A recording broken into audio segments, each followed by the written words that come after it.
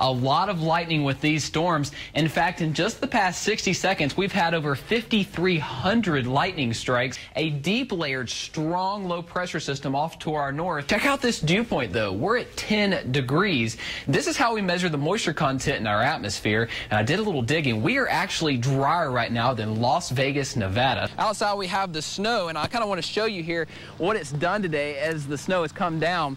It's frozen back over to a huge glaze of about 1/4 of an inch of ice. If the Super Bowl was here tomorrow, we would have gorgeous weather. Nobody would be complaining. Sunshine and warm temperatures. Let me get you in just a little bit closer and show you what's going on. That dark red right there is likely where we're seeing that hill right along I-85, moving toward Dallas, Gastonia, Belmont, Mount Holly, all areas in the path of this storm. It was shortly after midnight when McConnell heard a loud crash as this huge tree fell down the power lines. Now, with thunderstorms, you have really strong rising winds and really strong sinking winds. So with some of these storms, you get those winds sinking down and hitting the ground, spreading out at speeds up to 60 and 100 miles per hour. With a weekend full of warmth and clear blue skies, it may be a little hard to get back to the grind. We're definitely in the thick of it out here at the park with all the trees around us, but that didn't stop hundreds of people from coming out here to the park to enjoy the nice weather today. Our winds are coming out of the west-northwest right now, which is really allowing for a dry wind. It kind of sinks down the mountains and dries out very quickly. Back out here live at the Speedway, which is about 40% full right now. It'll get more full as the week goes on. It's still really kind of hot out here today, but campers know tomorrow will be even hotter. A live look at the Touchtone Energy Tower cam shows a different scene that we're going to see this same exact time tomorrow, where the winds were strong enough to rip the roof off of that pump house and send it more than 30 yards across the street through oncoming traffic, where it landed here in front of me. High pressure down to the south is developing, and the clockwise winds around that. Fox Charlotte's Chris Justus continues our team coverage now live from the airport. And Chris, anybody sleeping on the floor there tonight? Well, Brian, I'm afraid that's actually going to be the case because a lot of passengers are stranded. We're out here overlooking the runway, which is actually a ghost town. It's no secret that it gets hot at the ballpark. It's part of the game. But when you combine high humidity and low air circulation here on the field, the heat index, or what the temperature feels like on your skin, can reach well over 110 degrees. It was a perfect day for all fun stuff outside. Yeah, you really can't complain. Definitely baseball weather. Feels like summertime outside.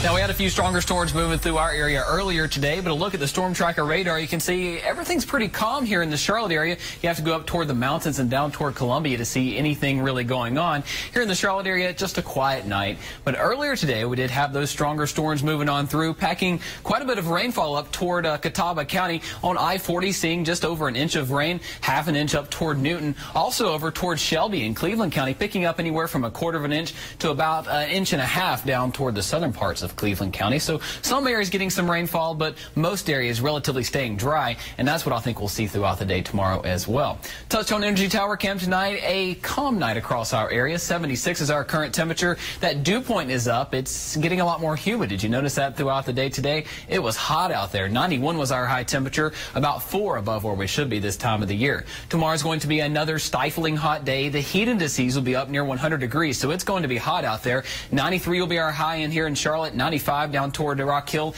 and 85 in Boone, with the air being relatively dry and not really moving around a whole lot. Here in Charlotte tomorrow, I do think we're going to see a problem with some air pollution. We do have a code orange air quality day.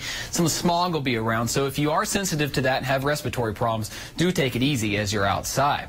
Now, as we look at the future track forecast here, you can see we're going to see some scattered showers and storms tomorrow, but that's really about it. Some hit or miss throughout the area, but most areas will once again stay dry. If you find yourself under one of those storms, they could be rather strong. But as we get into Sunday, we're going to see more widespread storms throughout the day, right around the 1 o'clock hour. But in the afternoon and evening hours, we're going to be watching for some more stronger storms moving in. That is a cold front that's going to be headed our way. You can see it back here in the middle part of the country, soupy and muggy here before that. Once this gets here, we're going to see some cooler air, though. Our 90s are going to eventually go back down into the 80s as some relief is in store as we approach the middle part of next week. As highs will be in the mid-80s. Going to feel nice out there. We are still watching the tropics. This is Tropical Storm Harvey. Really not going to amount to very much, but what we are concerned about is a tropical wave out here in the Atlantic. This one has a chance to affect the southeastern United States. Here's the way I think it's going to play out. A high pressure system out here will shoot this closer toward the United States, and two scenarios will play out. Either it'll affect Savannah and up toward the east coast, or go into the Gulf of Mexico here. It all depends on where it hits this land right here. A lot of land interaction. So so a lot is yet to be determined, but this will definitely be one to watch over the next week or so here. As far as your forecast for tonight goes, a few clouds possible, lows right around 69. Tomorrow, we'll see a few storms up in the mountains, highs in the low 80s. Down here in the Piedmont, it's going to be downright hot with it feeling like nearly 100 degrees. Over the next 7 days, a pretty good shot at some rain just about each and every day. High temperatures will cool down a bit from the 90s back down to the 80s. That is something we need to watch because we could be looking at a lot of rain with any kind of tropical systems that come our way. Yeah, and are we seeing the last days of 90-degree temperatures this weekend? Not the last, but I do think we're going to take a little break from it again. So That's it. You're not my nice. friend. I'll take the break any day. Any day. Thanks for that. We had a wicked spring and so far plenty of severe weather this summer. You may not know it, but Charlotte-Mecklenburg Emergency Management has put together a list of the top weather threats. Meteorologist Chris Justus is live in Uptown Charlotte tonight. So, Chris, what is this list all about? Well, Morgan, it's called a hazard mitigation plan. Simply put, it not only lists the threats, but how city, county, fire, police, and other emergency officials will handle those threats. Those top 5 weather threats include flooding, severe thunderstorms, winter storms, tornadoes, hurricanes, and tropical storms. All disasters we've dealt with before. There's a reason flooding tops the list. As Charlotte and the metropolitan area gets built up more, there's less surface area for the water to run off to. And since water can't penetrate concrete, it piles up very fast on city streets. Severe thunderstorms are no surprise with all our severe weather lately.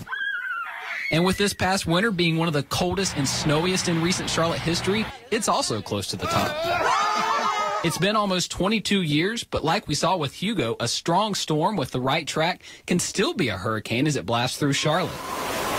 Other concerns on the list, earthquakes, sinkholes, drought, even dam and levee failures. Studies have been done that if water was to come from Lake Norman during a dam failure, it is mapped out on where that inflow of water would go. Meaning Mountain Island Lake, the Catawba River, and then Lake Wiley would take the brunt of the water. Both the dam here at the lake and the nuclear power plant are built to withstand one category above each natural disaster, which means the biggest earthquake our area has ever seen, a 7.3 in Charleston, shouldn't even affect either one. Whether it's high-tech monitoring or sending scuba divers down, Duke Energy inspects the dam for any compromises. We have to make sure that the dams always have very good, robust structural integrity.